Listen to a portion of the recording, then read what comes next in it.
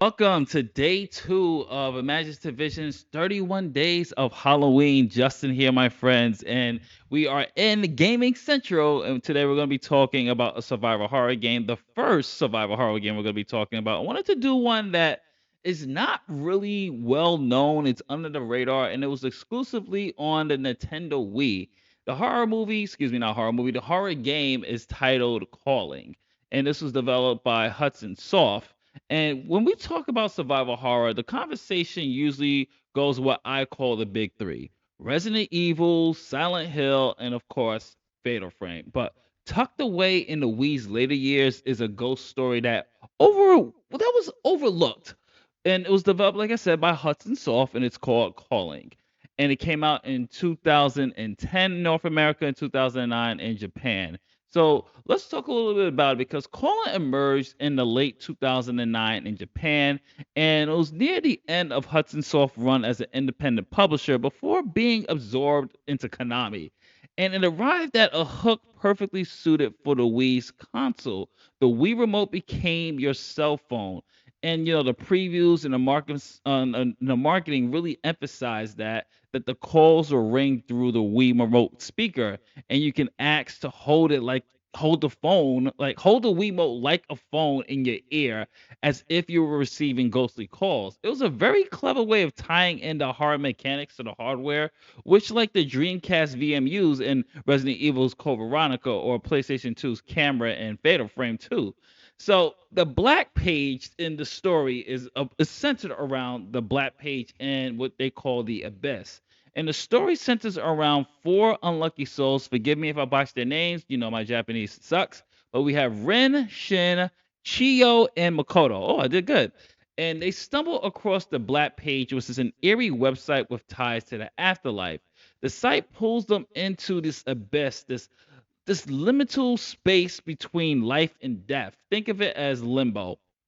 And from there, players explore memories of the deceased across homes, schools, hospitals, and they have to piece together the tragedies that tether to this lost world. And the setup blends late 2000s internet urban legends with classic Japanese horror tropes, cursed spaces, relentless spirits, and the dangers of curiosity. But it's not about guns or gore or just about any of that, but uncovering stories hidden in objects, voices, and places. And for the most part, the story I thought did very well. It does borrow from a lot of Asian horror tropes, such as One Missed Call, The Ring, Ju-on the Grudge. So if you're familiar with those tropes, then it's not going to offer you anything really new under the sun, especially in terms of scares. But I thought for the most part, what they did there to really capture that still early 2000s internet boom and internet crave, I thought they did a good job with that.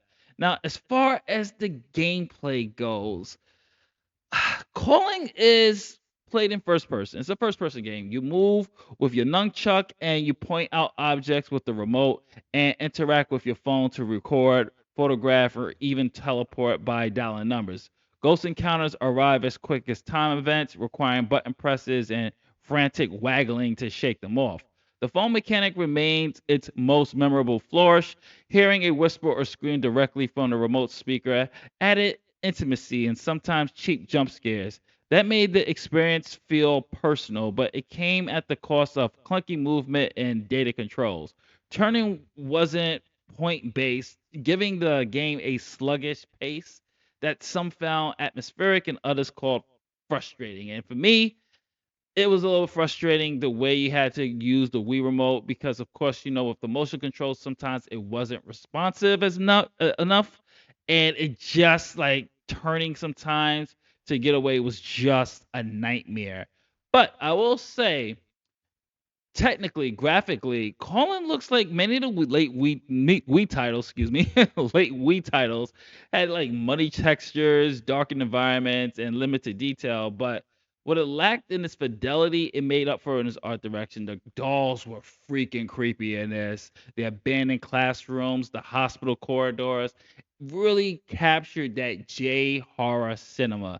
And the darkness hides the Wii's limits and amplified the dread of not knowing what lingers just outside with your flashlight and beam. I want to say the sense of dread created in here was really good, but it did get repetitive really quickly because there really wasn't you fighting the ghosts. It's just you shaking your remote to get them off of you. And that kind of got old very, very quickly when it came to the mechanics.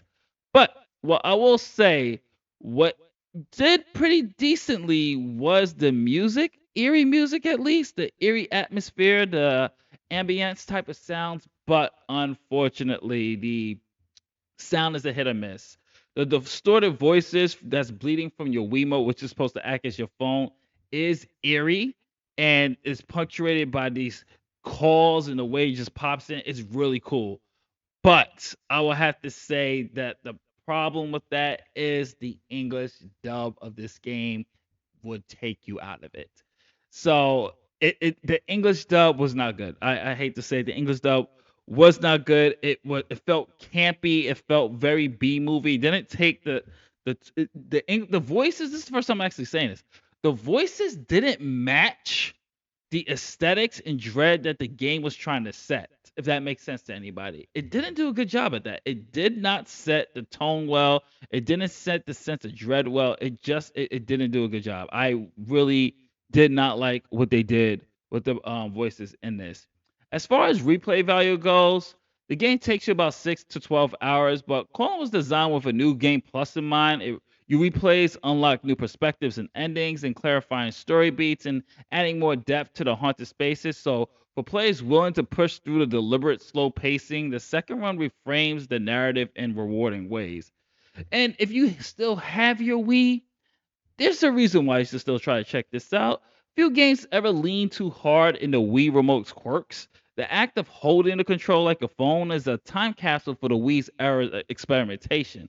It's not that much J horror games on the Wii, so this one was probably one of the best because Ju-On the Grudge, which I will not be talking about for the Wii, was horrible. And it does keep gives you a little bit of that Ju-On Ringo feel. So if you want to choose between which J horror to get, play Colin. And this is one of Hudson Soft's last original experiments before the merger with Konami. And you know what? If you're hunting, I should say, not hurting. Well, if you are hurting for punishment, then yeah, you might want to try this as well. But if you want something with a little bit more fast-paced scare fest, it will frustrate you with its clunky controls and the horrible voice acting, but it's still something that you might want to check out. There are a couple of scares that did get me in here, so that's why I was like, you know what? I am going to be talking about the big three eventually throughout this 31 days of Halloween. So, yes, I will talk Resident Evil, Fatal Frame, and Silent Hill. But I want to give something of a shout out to a game that I personally enjoyed, no matter how much frustrating it was for me. So, I want to give a toast to Colin. So, this is Justin from Imaginative Visions. This has been Gaming Central, part of our 31 days of Halloween. Did you play the Colin for the Wii? Comment below. Let me know if you like what we do here. Please hit the like button, subscribe button, and notification bell. Keep up to date with imaginativevisions.com. I'll be back with more tomorrow with more Halloween. Later days.